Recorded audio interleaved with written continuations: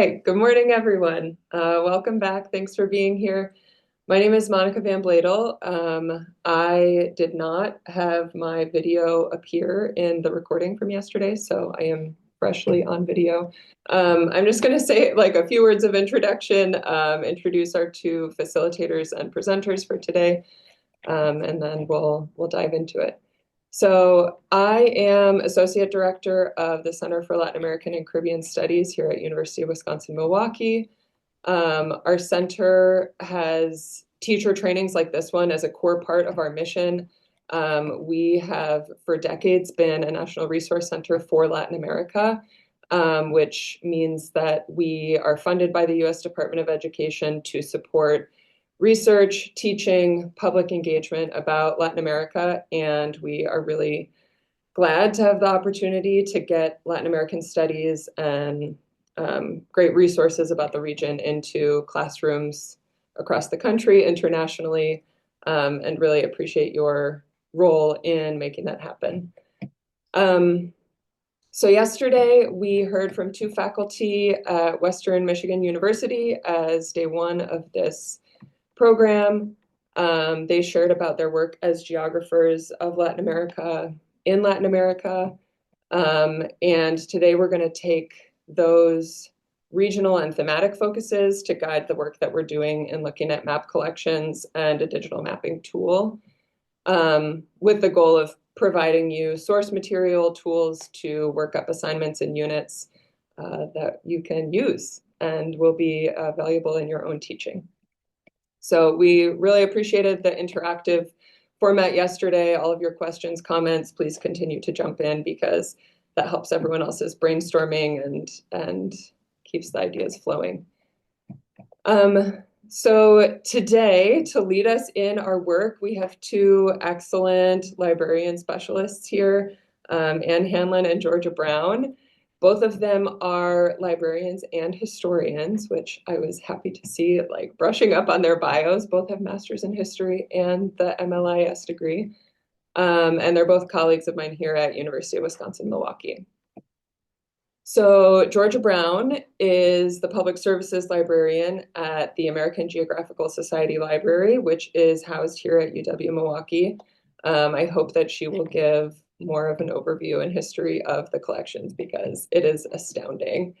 In her role as public services librarian, Georgia provides reference for students, faculty, community members, researchers who are local, researchers who are international, works with, all kinds of great people.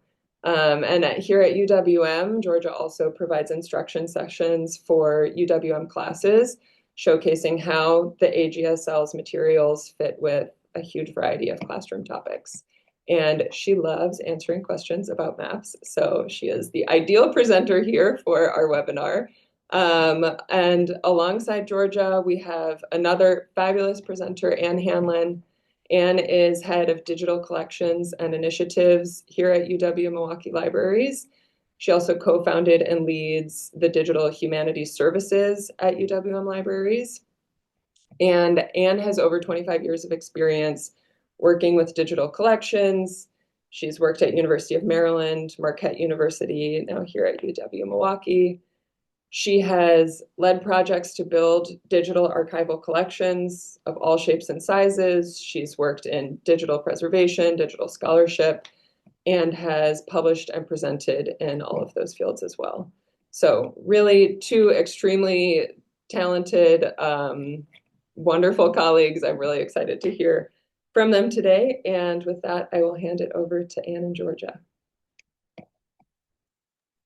Cool beans. I am going to start today. So the first 45 minutes to an hour is going to be me, and then Anne's going to take over. And then I think we're going to flip tomorrow, and Anne will talk more than I will tomorrow. So today, my loose overview, I am sharing Anne and I's shared document for the outline today in case you'd like to follow along like I do. I can see that Anonymous Goose has already entered the chat. And let's see, I'm starting with my introduction to the AGSL, so I'm going to share my screen. Oh, Monica, can you let me share my screen?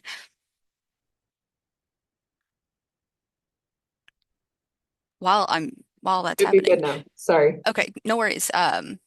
Sweet. I will do that in just a second. So I'll give you the loose overview of the AGSL. So we are the American Geographical Society Library is actually the second biggest map and geography library in the United States, second to the Library of Congress. I only say that because that is my most asked question is what is the biggest map collection in the US? And it's the Library of Congress for sure. We, like I said, the second biggest, we've got maps, atlases, digital geospatial data for people who make their own maps, rare book collection, circulating book collection, pamphlets, archives, photographs, nautical charts. I always forget something in that list, but you could tell we have a lot of different types of materials. And then also we're unique in that we're both a historical and a contemporary map collection. So our oldest stuff is from 1450, or our oldest thing, we only have one thing from 1452, but our oldest thing is from 1452, and our newest stuff is from 2025. We've got a little bit of everything, I like to say, and we are globally covered. So anywhere in the world you want to find on a map, we have it. It might not be of that place on purpose, but it will be on the map. I never realized how much I talk with my hands till I'm watching myself talk with my hands.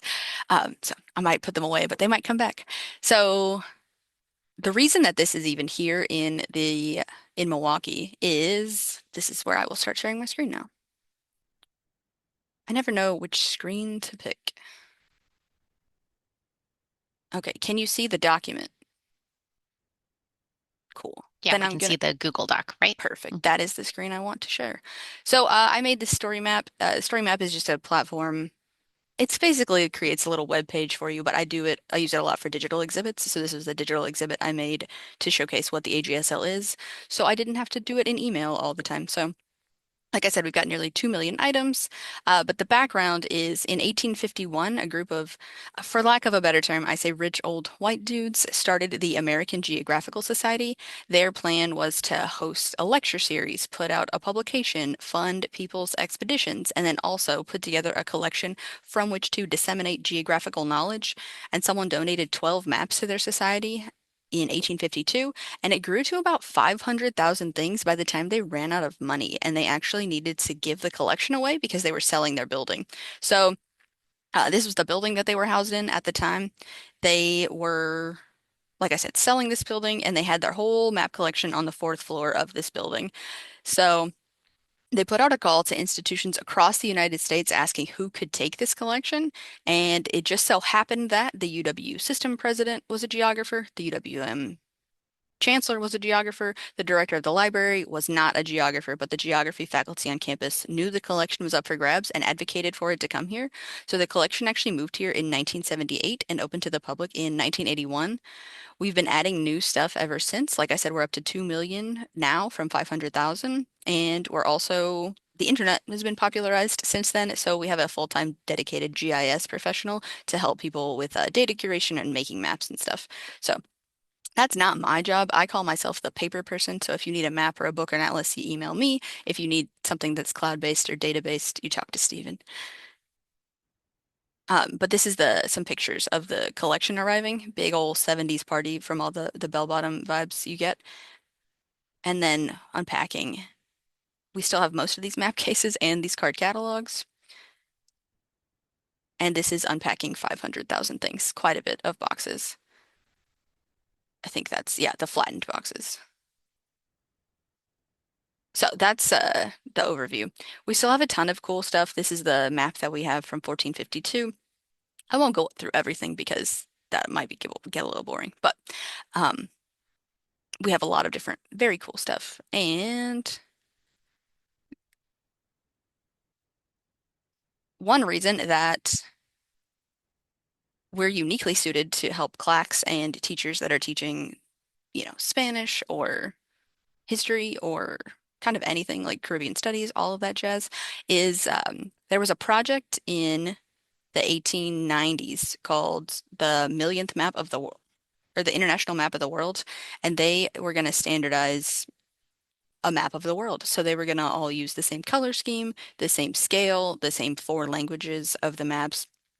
And somehow, I don't remember the exact story, but I could honestly maybe guess that it's in this story map. Our one of our students who is a sociology PhD did this story map about the history of this map making process, and because she's a sociology PhD, it is the most thorough thing I've ever seen in my life. I've never written a paper this good before. So thorough document for sure. but it's got a ton of different cool stuff in it. It talks about the map making process, everything else. But the root of the story is that there were actually AGS members on the ground in Mexico, Central, and South America doing the mapping and getting all the data that would be published on these maps. So that creates a really large collection strength of ours now is Mexico, Central, South America. It takes up quite a bit of the maps in our collection. The rare, the older ones, the like we've got some random atlases, we've got census data from, 1908 in Argentina, like just the wildest things that you could think of that we have in our collection ready to be seen. Cool. If anybody has any questions while I'm talking, also feel free to just stop me. I love answering questions. Like I said, that's probably my favorite part of my job at this point. And just to touch on what Julio and Nick said yesterday, I'm trying to think of like the celebration dinner. I'm, oh, we say celebrate a lot in this story map. That's wild. Oh, but this is the picture I wanted. So if you look at the like seating chart of this celebration dinner, it's like the Bolivian ambassador next to the Standard Oil representative, next to the Argentinian ambassador, next to the ESO representative. So someone asked a really good question yesterday that was asking like, what about the people that are complicit? And this picture of ambassadors sitting next to oil reps is a great example of people that are complicit in the the eventual mining and everything of this area. It also led to, I would say, a lot of dicey business connections for the AGSLs, or not the AGSL, sorry. The AGS and the AGSL are two separate institutions. The AGS still exists and is an organization, and the AGSL is just the former research library of it that is now us and UWM. I do need to make that clear. It led to a lot of dicey business connections for the AGS. I'll just show you one of them while I'm at it. Um,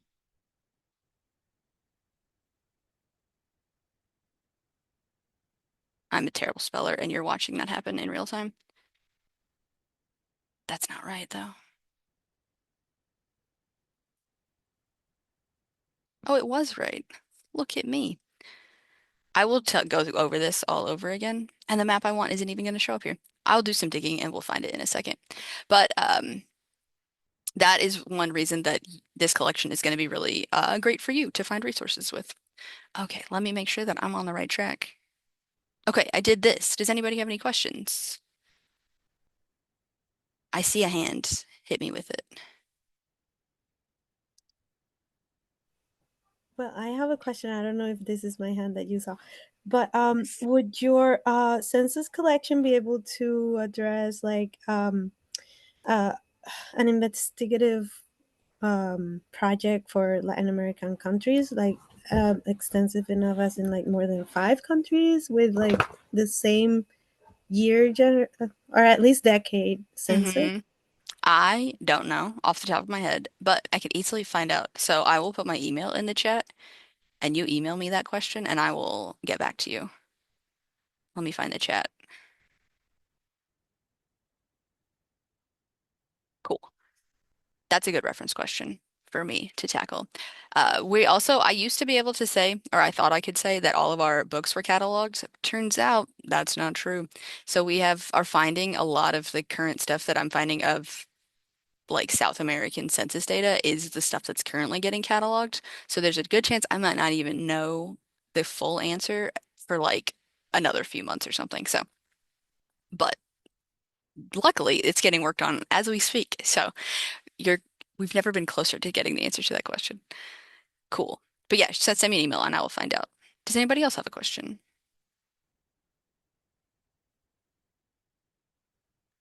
Perfect. Okay, how to find our materials. So there's two ways to find our materials. The best way is to go to our website, which is linked in the document. And this is what our website looks like. The library catalog is the best way to find the physical materials in the collection, and then the digital collection is obviously the digital materials. Um, the library catalog, that's where you're going to find books, atlases, maps,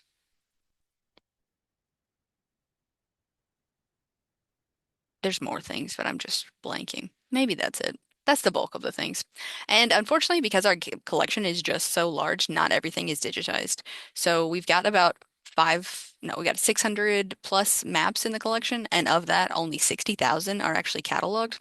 So sometimes if you're looking for something really specific, like a map that maybe is showing census data and you can't find it on when you search here, then you just email me and you're like, "Hey Georgia, do you happen to have like a map of Brazil showing like the coffee ground or coffee production?" And then I will go, I know where to look for it. I also don't know if we have it, but I'll know where to find it. So that's sometimes your best bet to find things. I do implore people to try to search first though, just because it makes it easier on me sometimes. Cool. Does anybody want to prompt me with their favorite place in the entire world? That's what I use with the students, and they like, you don't know where your favorite place is? Either that or they're too specific and they're like, that my house I grew up in. I was like, I guarantee you we do not have a map of your house we grew up in. Thank you, whoever chatted. Could we I do Malaysia? I will do Malaysia for the digital collection. How about that? Cool. So this is the things that are cataloged about. Oh, that's a bummer. There's definitely going to be more. So, but when you click on things, and if you're like, hey, I really want to see the sheets from this, you can, I will send you pictures just from my phone if they're not already digitized. So you can just send me this link and be like, hey, Georgia, could you send me a picture of the Copacabana sheet? And I will send you a picture of it, no problem. So this is where the metadata is, and you're like trying to figure out maybe like, do you want your students to do a project about this? You could find out, like the scale, what sheets are shown, and if that matters to whatever project you're cooking up, which Anne and I will talk more about tomorrow, is like cooking up projects for students, and then other things that you might be interested in if you are interested. This is a whole set of maps, not just a singular map. I'm gonna go back and do just Bolivia, just so we can see more stuff.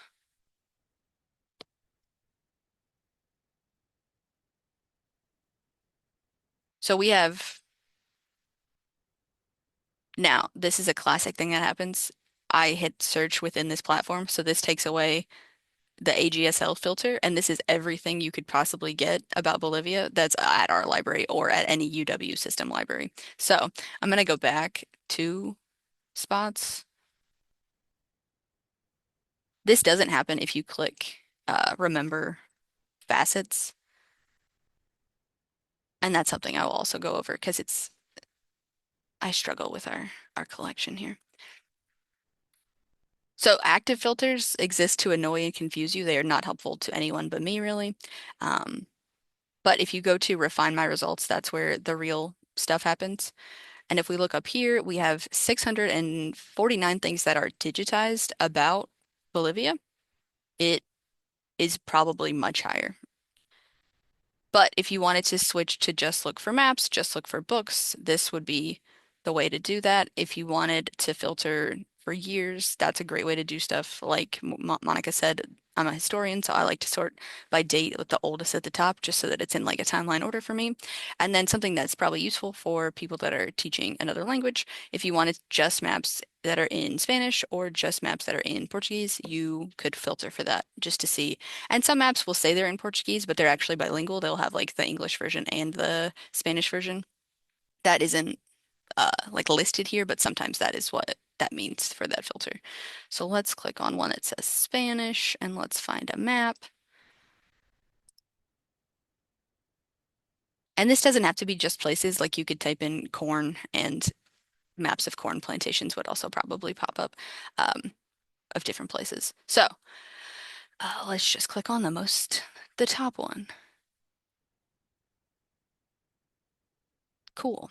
And then if these maps are already digitized, that will show up in location items. So then we could find that out as well. So this one's not digitized. I'll show you one that is so that you know what to look for. You can see who made it, the Institute of Military Geography of Bolivia, published in 2000. And it's got roads and then a little bit of extra data. It got roads, tourist attractions, and natural features. And verso means the back of the map. That's a little jargon from the map library world. Distance charts of road mileage between cities. So we could assume that this is probably made for tourists, despite being made by the Military Institute. Cool. And then let's scroll down. We definitely have some that are digitized.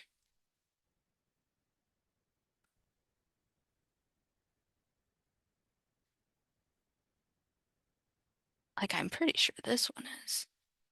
Oh, here's a good example. So if we wanted to see if they're available online, you can click View Online, and that links out to the digital collection. I will also show you how to search on the digital collection, so. But that takes you to this. Made by the British Geological Survey. Our digital collection is pretty stellar. Anne is in charge of it.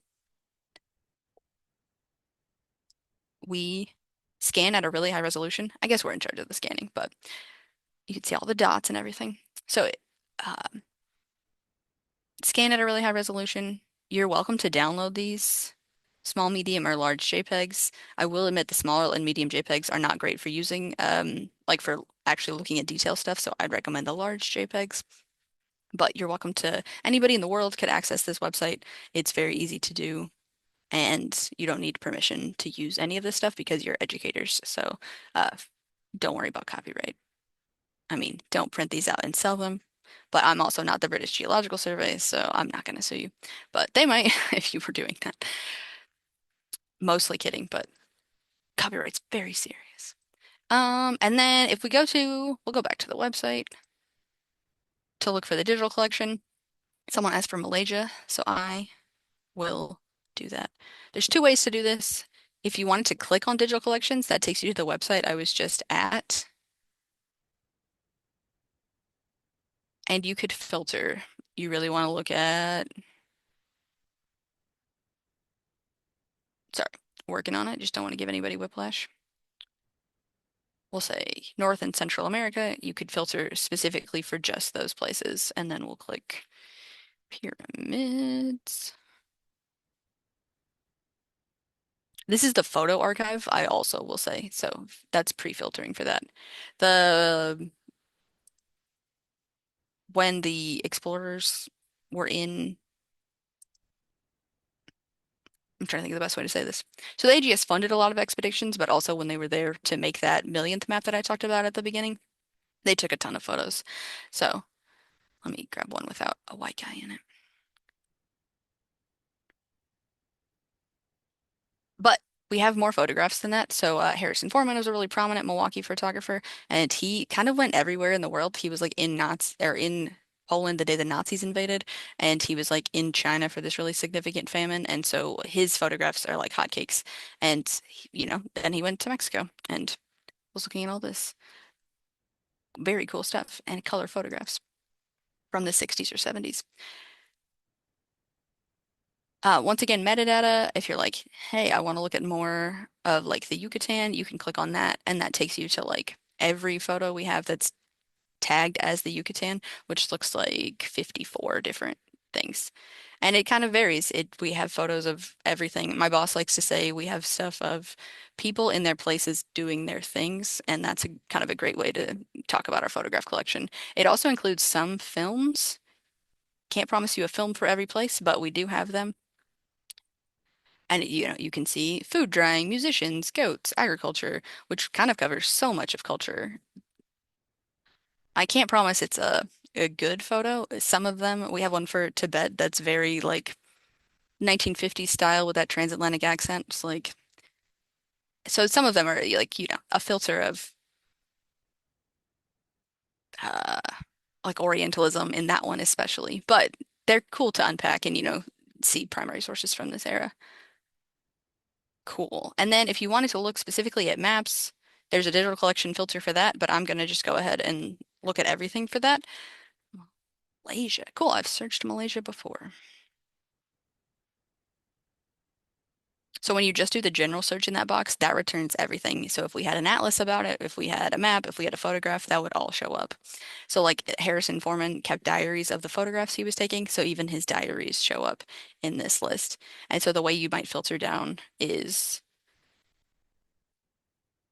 ignore the collections. That's also like if you wanted to see everything, that's what you needed to see anyways. But if you wanted it to be like just women in Malaysia, that's going to probably just be photographs, not a lot of maps that say like women. Um, and then if you really wanted it to be maps, you're going to click on cartographic image. And then let's find a cool one.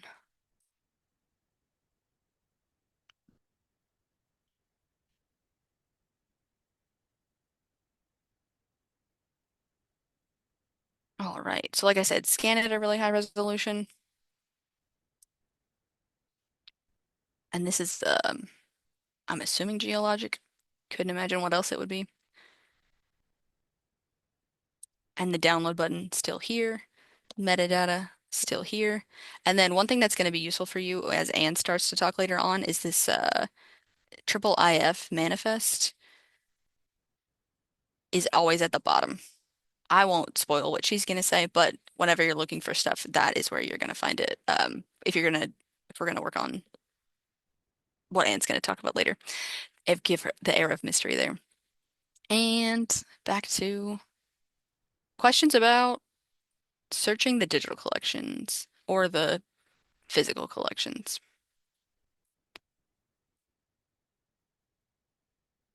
Cool.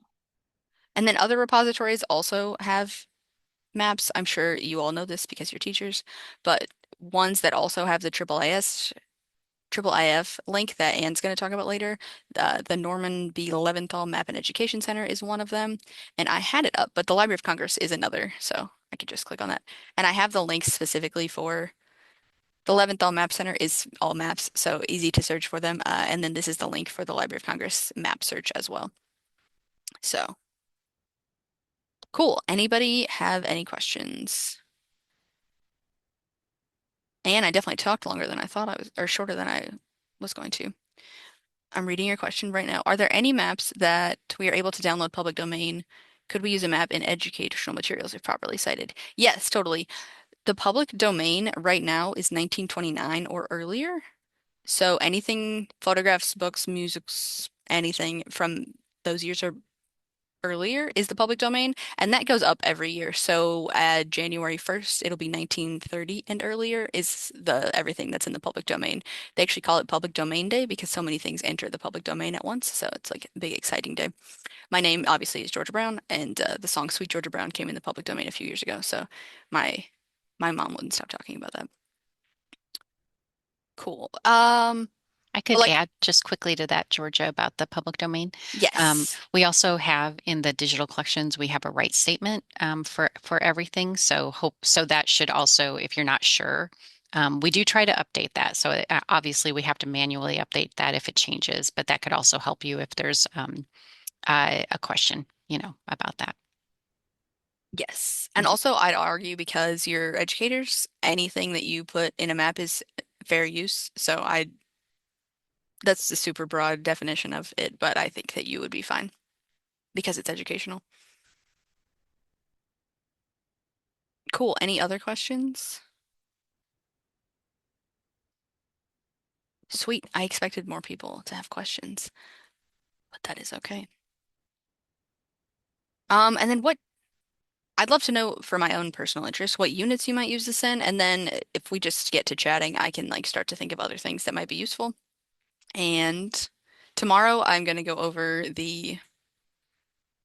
I have like a little like primer for intro to maps and I'll go over that and then like a little worksheet that I have that's very basic, but there's like things that you can add and remove based on like what your unit's about or what you're trying to get the students to learn to think critically about the maps or primary sources. It kind of works for visual stuff as well. So that's tomorrow for me. I knew I was a fast talker, but it's not until I time myself that I'm like, oh dang, I'm a really fast talker. So Anybody yeah. have any?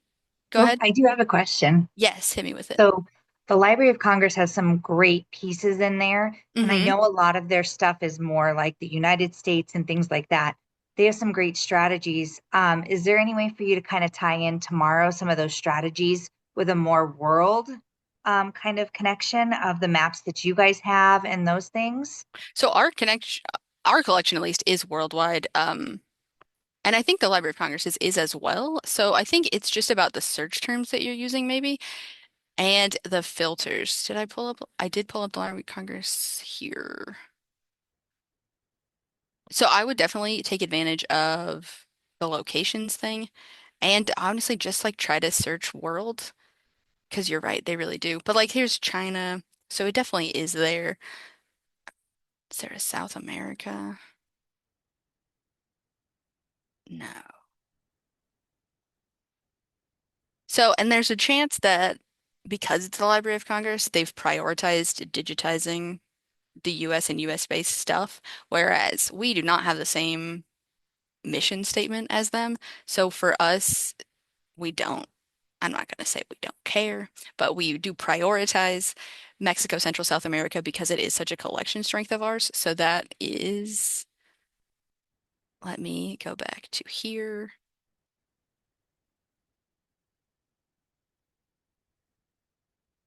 And then if you're like here under subject, you can see how many different places that we have.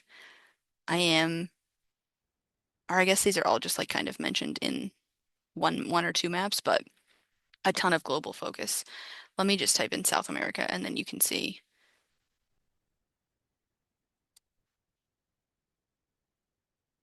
Tomorrow I have less time to talk, so the more I can take up now. So like, yeah, if we type in South America, we have 16,000 things that pop up that could be available for downloads.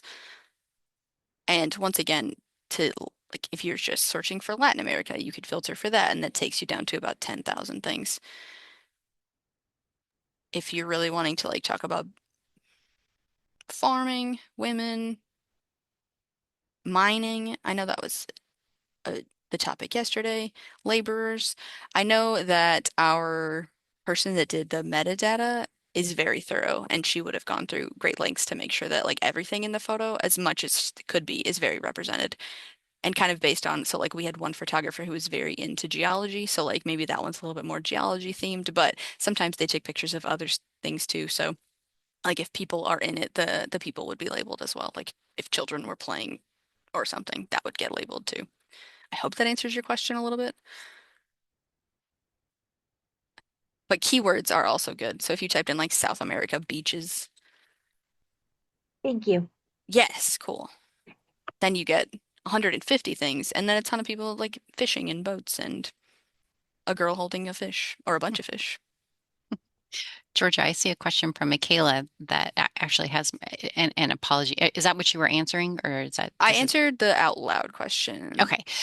So she's asking about like how would you find, and I'm curious about this too, because I am not a map expert. Mm-hmm. Like if you're trying to find a physical map or a map related to economic data, or a biome environmental map, a political map, a population map, maybe of the same place. Of course, they need to exist, but are there specific terms in map land for, like to describe those type of maps that might be helpful Sure in thing. doing a search? Yeah. Honestly, sometimes if you just use the word, like I'll use yours prompts.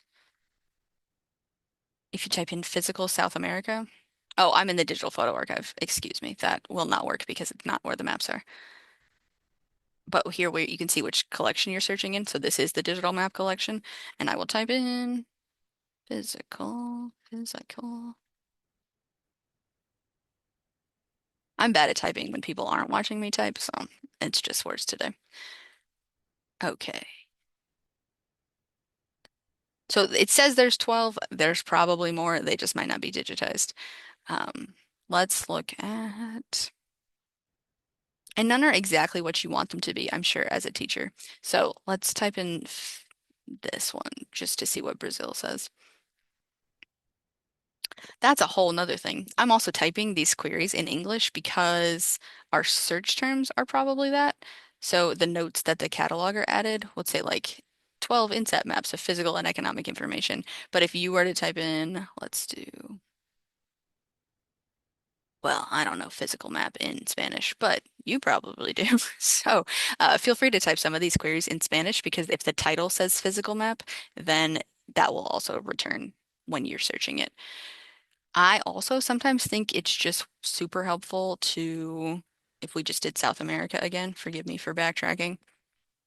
And then this sort by right here, if you do date ascending, it's usually there.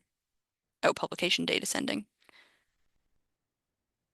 And then if, again, forgive this, because sometimes it'll have like everything that even includes South America a little bit. But let's just go to,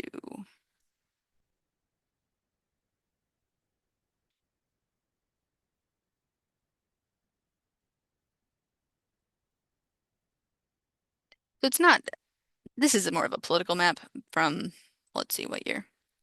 Usually the years are in the lower left-hand corner, but not this one. It'll be in the metadata, so we're not going to miss it. If you wanted to compare like this map to, a map that's like 100 years later, just to see what the divisions are, 1691, then you could type in. So I have a Mhm. theoretical crush your head question for me. Sure. I teach Spanish at Riverside High School, and Mhm. so I really want to take our curriculum and make it more current because a lot of folks still teach in the traditional way, and our kids, I feel, could be far more engaged with something like this. I was very Mhm. excited to attend these classes. So, level one, they learn geography. Level two, they learn more about community. Level three and APs when they start to really dig in. So, is part of this program funded through federal funding, or will this continue to gain strength through the years? In other words, if next year the kids who are currently in Spanish 1 this year, if they go into Spanish 2 next year, and then they look at it from a different perspective, like Mhm. going instead of from just geography to population densities, or if I were to assign, pick a topic, find the map, tell me what you found, and explain why. Would the depth continue to grow, or do you Yes. have ideas for perspectives for high schoolers to try to tear these apart, but to build it back up so it makes sense for their brains to compare like South America to Milwaukee, compare contrast structures. I just would like to take this beautiful information and make it more accessible to our kids so that they can continue to explore and Sure become more thing. global. So I think tomorrow we'll cover more of that. I've got a Okay. worksheet that I use that it's very bare bones, but I like that it's bare bones because then I can recreate it the way I wanted to for the classes. So I've done sessions before that are like entirely maps just about South America because it's, a history of South America class, for Great. example. And so then I have versions of this. So the one first worksheet is probably perfect for like learning geography, where it's like, what are the first three things you notice on this map? What are the places or place that is shown? What language is it in? What year was it Mhm. made? That kind of like just noticing what's there is the beginning of this worksheet. And then the second part that I have for some classes that will come back for a second session is more research project focused. So a little bit more like you're in depth, you're like, and I have versions of this as well. So like sometimes I'll have two maps that are beside each other or like a cluster that I create of like documents that are tangentially related, but you really have to think about why they're related. And that's for the students to do. Okay. So that is like, look at the two maps beside each other. What are three similarities? What are three differences? And you kind of do have to unpack it. And I do make sure that like, one's a population map or one's like a map of like where farms are, what crops are there. So then if you get there, like I got there because I did the work ahead of time, but I hope the students will be like, oh, people live where the farms are, people live in the cities, or Great. if someone asked about census data, like what groups of people are living in what types of places, that kind of thing. So a bit of a flipped classroom thing where I do a lot of work to make sure that they are like, oh, things are connected and you can see that visually. So I'll unpack some more of that tomorrow and like how I put together the groups of the things. And I'll do my homework after this so that I can like maybe make it a little bit easier for you all to create your groups of things. Thank you. I think you hit it on the head too for probably everyone who's attending. I don't know, but our literacy is desperately needing growth. And so just looking at the two different maps that you pulled up encompasses English, math, science, reading, Spanish, all of it to help them improve their literacy and identifying, how things have changed through the years too. So Mm-hmm. thank you. Thank you very much for that. I appreciate Yay. it. Of course. Um, yeah, and then so like I think just use the keywords that you're wanting them to unpack. So like environmental map, political map, population, just like Google that or not Google, this particular search platform, that spot and what word you're looking for. Oh, I didn't mean to do that, but you can search from here too. Um, let's do corn just to see. You never know what we have. Or let's do coffee actually. Are any of these places? No. I know that I Yeah. digitized some coffee maps. Yes. Hi, thank you for everything that you're doing. I was looking for interactive maps because as the other teacher was talking about, the students are learning different, and for them, clicking in a map would be more interesting. Mm-hmm. Last year, I decided that I was gonna teach again about the 21 Spanish speaking countries. Mm-hmm. And I still feel that even though I did it as interactive as I could, I lacked that map that the students will find more fun to click in there and open up in the beach. And I tried to have them do their own, like we Mm-hmm. had like a mini class on how to do it. And it was a mess because they know everything about video games, but they Sure. don't know how to use learning uh, inter, programs, So Yeah, I've noticed that. if there is something like that available where you can find maps where they're already made, and Sure, I am not really one for interactive maps. I'm gonna write this question down though, and then ask my coworker who's more of the digital person, and then I will come back with knowledge tomorrow listen, potentially. Georgia, my father, I was born in Costa Rica, has the second largest library in Costa Rica. Oh my That gosh. means nothing anymore because everything is in the computer. So I think that, as the other lady mentioned, just finding new ways to learn and adjust. Otherwise, it's unbearable to be in the classroom. You have to teach it in a way that they get interested. Yes, I joke with my husband that I'm like a comedian, and every time I have to do 75 minutes, I'm like, time for my 75-minute set, where I'm like, I have to make jokes and be silly, and like I'm wearing my Compass Rose shirt because I got to put on a little bit for all the students to keep them engaged.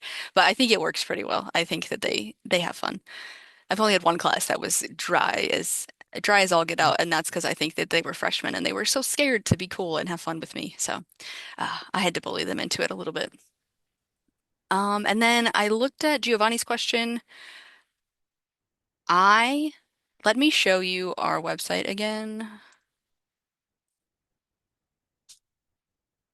And I don't know how many things are on this that relate to this, but we have a geospatial data portal. I think I'm going to give you all my coworker Steven's information in case you want to talk about digital stuff, because that is his job. Let's see. Interesting. I've never actually looked at these things, so I don't know where that search is coming from. Do you have a place you want me to search, Giovanni?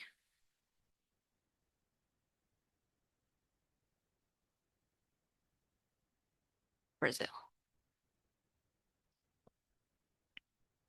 So this is connected to, I will start by saying this has been down a lot because of AI bot crawlers. They've been relentless trying to get to this. And also it's connected to the Big Ten data portal. So you can see this map of Brazil comes from the University of Minnesota. Our own scanned maps haven't made it on here yet just because it's 300, not 300, 30,000 things. And that's a lot of like things to just transfer over. So this is some data that you can find, and you'd have to click public because I don't know if any of you are attending the University of Minnesota, but some stuff is just only allowed for students. But you would click data sets or maps. I'm clicking data sets because that's what you asked for. And then we could find airports, roads, rail yards, water courses. So a lot of different stuff. And that's, like I said, not just our stuff, but that's, let's see, who's Columbia's. data sets here, but they're open access, so anybody can use them. Access concerns? I don't think so. Like I said, it's all educational, so I think that any person who does copyright would be like students making projects do not need to worry about copyright. It's the if you publish it for money is when things start to be a problem. So if they wrote a poem and then but no, it's their poem, so no, I don't think they have to worry about anything. So cool. And Stephanie, the collections that we're showing are all openly accessible. So there's no, and we'll talk about that a little more, I think, right? But Yes. yeah, but everything that, except for like in this example, I think, there is a restricted on the data. So if you just don't click on that, because those are probably just subscriptions, right? Yeah. Or And something they like would that. actually have you log in using your UWM login. So if you don't have a UWM login, you couldn't do it anyway. So it's set up in a way that only accessible things are accessible. Cool. So yeah, if you already or know about ArcGIS or want to make your own maps, this is a super useful platform. And then I think to download it, you just click on it. I've done this, but it's been a minute. And then you just click download. If you know what these mean, then you know what they mean and how they are helpful for you. If you have questions, like I said, I will come back with my coworker Steven's info tomorrow. I actually have his email memorized because we work together.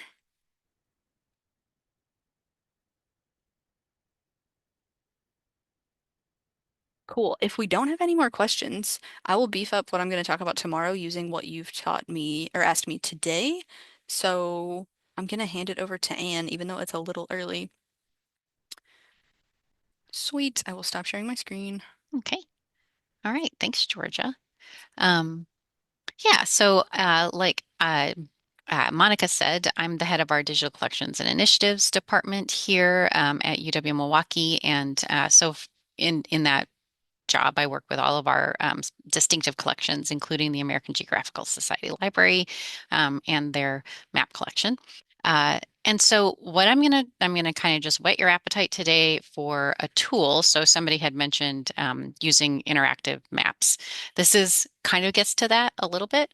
I'm hopeful that it's helpful to you, but we can talk about other things as well. But the idea here is kind of going back to, I think, a little bit of what Julio and Nick were talking about yesterday. Like every pixel tells a story. So once we have, these maps digitized, and the emphasis here too in the maps that we're talking about are these are historical maps. So we have, hundreds of centuries worth of maps that document the way that humans have perceived the world and the information that they want to give us about a particular place. Some of these maps are beautiful. Some of these maps incorporate data in a way that is not interactive, because it's a print map. But once they're digitized, we can do a lot more with them. So and it's not always easy though either. So let's just acknowledge that. So what I want to do today is talk about something called all maps. And let me just share my screen. Looks like I can. And, just like, here we go. Okay. Uh, and then let me just move this out of the way so I can see what I'm doing. Hide the floating meeting controls. Okay. So, I had shared this earlier. Someone asked about other objects. So this is the library.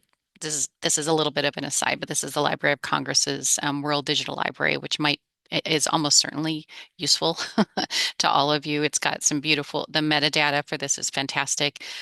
They've unfortunately stopped this project, but AGSL has contributed to this, as have other libraries from around the world. It's a highly curated collection, which actually might be really nice for folks. So that goes back to another question. But what I'm going to talk about is this tool called All Maps. And what All Maps does is it makes it possible to take an old map and georeference it so that you can see how it would actually appear on a, Google map or a current map of whatever place that is. So it's more technically, georeferencing is the process of overlaying a digital image on a map by matching the pixels on the image of a map to real geographic locations. And so how can that be useful? So let's start by doing something kind of that was at least interesting to me. So I grew up in Springfield, Illinois, and this is a map of Springfield, Illinois from let's see, 1858. And so this is from our AGSL digital map collection. It's actually a map of the whole county of Sangamon County in the state of Illinois. It has an inlay of a map of Springfield. And so when I then take that into this is the All Maps viewer. So I'm just showing you right now kind of the results of what this might look like. You can see now we're on top of, I believe, a Google map. And we can, and this is that geo-referenced map of Springfield from 1858. So if we can zoom in just using the your mouse, and like underneath here we can see there's the Lincoln Home National Historical Site. That's not on the 1858 map, that's on the current one. There's this little opacity button that I can use. It's terrible actually in terms of usability, but we can talk about that. And so we can kind of see, so here is 1858 Springfield. And if you can kind of see in the middle, that's where the Lincoln House was. And then we can lower the opacity to kind of see what's underneath it. And we kind of can uncover and see where the Lincoln historical site is. And so where Lincoln's home was. This would have been, they would have cared where Lincoln was from at this point, but it wasn't, highlighted on the map. So that's just kind of an example of, I sent this to my siblings, none of whom responded to me about it, but I thought it was cool. And so, an example of, and then don't fear not, we'll talk about, I've got Ecuador and Brazil in there too, that we can talk about. But if everybody wants to try this, it's called All Maps Here. And what this will do, let's see if I can get to the chat. Can somebody drop this in the chat? Sorry, I've got like a minimized screen and one hand. So it's just here.allmaps.org. And so when you put that in, you'll need to allow it to access your location. And then if any maps of where you are have been georeferenced, then they should start showing up and showing where you are on that map. So and we're all, because this is virtual, we're all in different places for sure. Except Georgia and I, should see the same maps probably. But are folks able to see any results from that? Start seeing any maps? No? You're not seeing any maps show up at all? Yeah, some folks are? Okay. I can see Claudia and Stephanie. I can't see anybody else. And I see Claudia is not seeing anything. So, yeah, for me, it just says enable location services in your browser settings to find maps around your location. So you have to another step. Yeah, you have to enable it to allow the location. I did allow. Okay.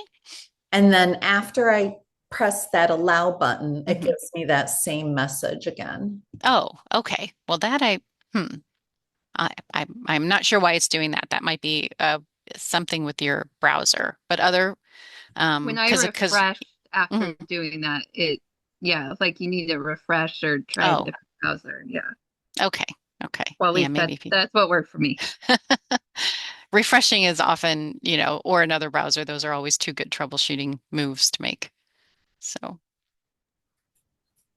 your computer software is automatically tied to a map. So if you have a Google system, it's going to pull up your Google Maps service behind your navigation. So if you don't allow your Google Maps service to use this, it won't open.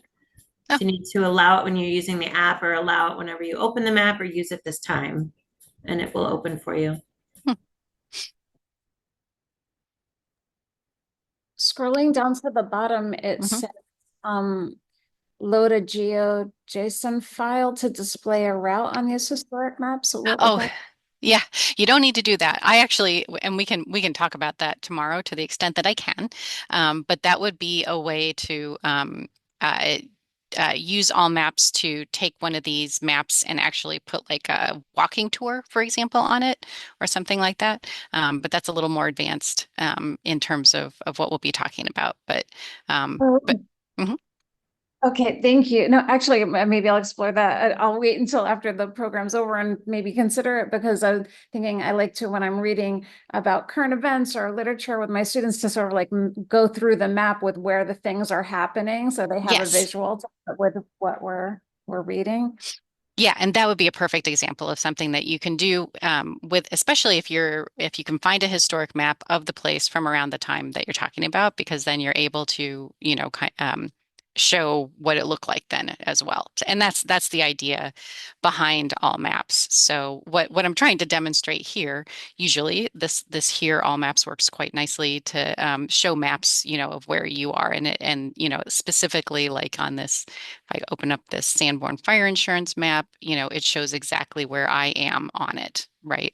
So this is now where U of I, or sorry, I'm at where UW-Milwaukee is, more or less. I think Park Place and New, it's kind of got me a little bit, I think, east of where I actually am, but it's close. And so hopefully the rest of you are maybe seeing some maps. It also depends on if these maps have been georeferenced.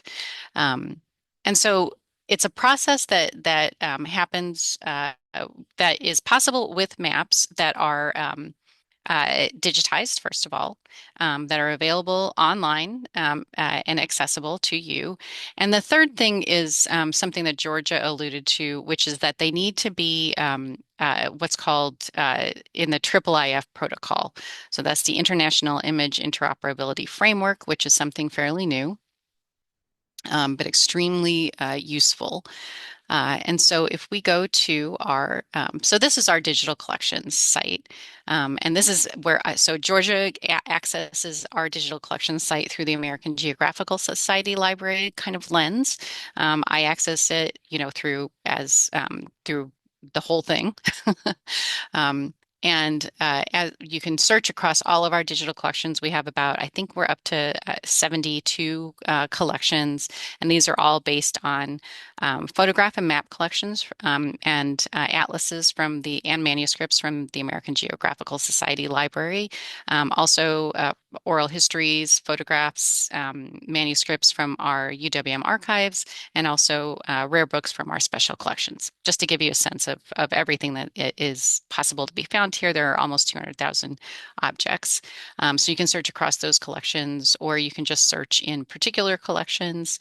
You can just search things from the American Geographical Society Library, for example, or there are a number of other ways to kind of filter the collections themselves.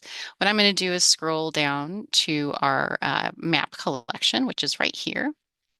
And I think Georgia gave you kind of a glimpse of this. And if we look for, let's do a search just for Ecuador, for example. And we open up, I'm just going to open up the first one.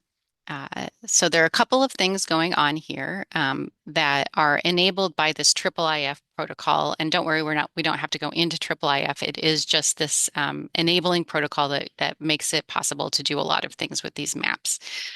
So first of all, that is what makes it possible to do these zooms. So as Georgia mentioned, we digitize these at extremely high resolution. This is not an old map anyway, so doing zooming in is fine. You can read it better for one thing. And then if you scroll down to the metadata, we can get a description of what this map is that you found, including the scale. But this last thing, this IIIF manifest, and it's got this little logo, that's what we will be using that to georeference things using the All Maps tool. And so we'll go into this a little bit more tomorrow because I think the idea today was to kind of like whet your appetite for this and hopefully um, uh, get you thinking about what might be useful about this particular tool, and how you could use it. So, but this is going to be the main ingredient essentially from any digital map that you find, in order to georeference it. So then if we go back, I think, do I have the editor open? To the All Maps editor, which is just editor.allmaps.org. Sorry, whoops, there we go. Sorry. You'll just drop that in to the All Maps editor link, and then it pulls up this tool for you. And in fact, if there are more than, if as in the case of this map, there's more than one map in that digital object. So like a sheet map or an atlas, it'll pull them all up, but you don't have to georeference every single one. So this is just to give you kind of an idea of what that tool looks like. But I did want to show you a little bit of what we've already, besides the Springfield example. So this is a map of Ecuador, also from the American Geographical Society Library collection, also already georeferenced in All Maps Viewer. So again, you can come and change the opacity to see, first of all, how well it is laying on top of the current map, and what you can find out from that. And you can zoom in on it to see the ways that particular map is describing what might be overlaying, current roads, etc. You can also just see the image from there too, the image that it's been referenced from. And so in this case, we've masked off part of it because I'm not georeferencing the Pacific Ocean. And then you can zoom out a little bit too. Whoopsie daisy, to see it. And it does, this is on an individual server right now, so it can sometimes be a little bit slow to load. So be aware of that. There we go.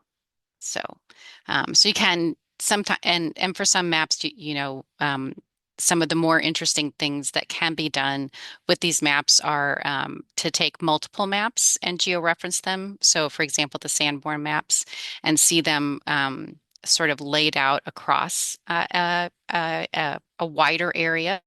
Whereas with the digitized map, or even looking at the map in person, you're just looking at those sheets one by one.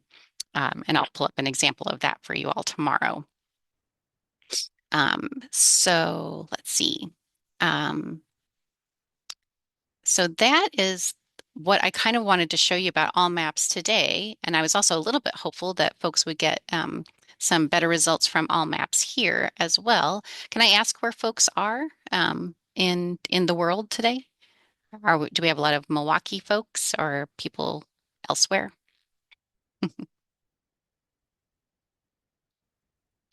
I don't know why I can't see the chat, but I'll pull that up.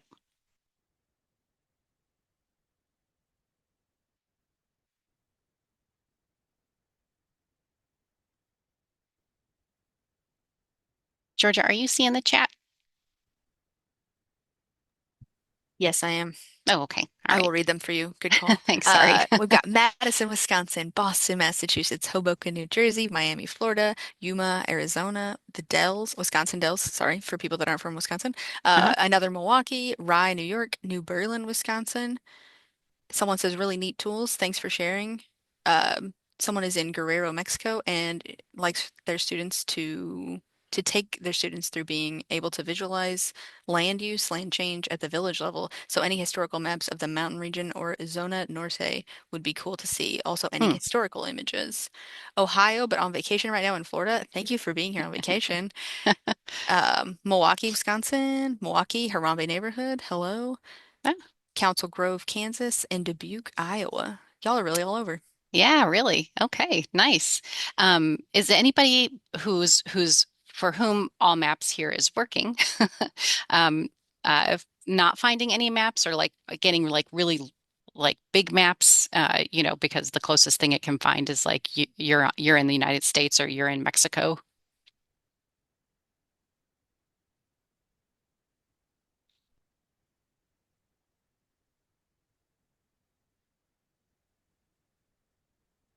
And you can click. Oh, I'm sorry. Go ahead, please. I was just gonna say, no, so far nobody said anything. So yeah, continue. Okay.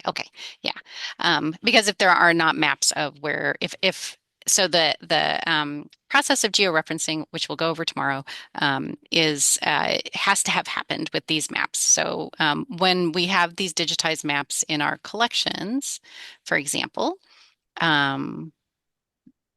they are just kind of, inert as opposed to interactive at this point. Let's do another Ecuador search. But the fact that they're the fact that they're digital, just this basic, process that we've gone through to digitize these maps at a high resolution, means that we can then transform them. And that's what these tools are for. And that's why these tools are free, for you to be able to do these things with them.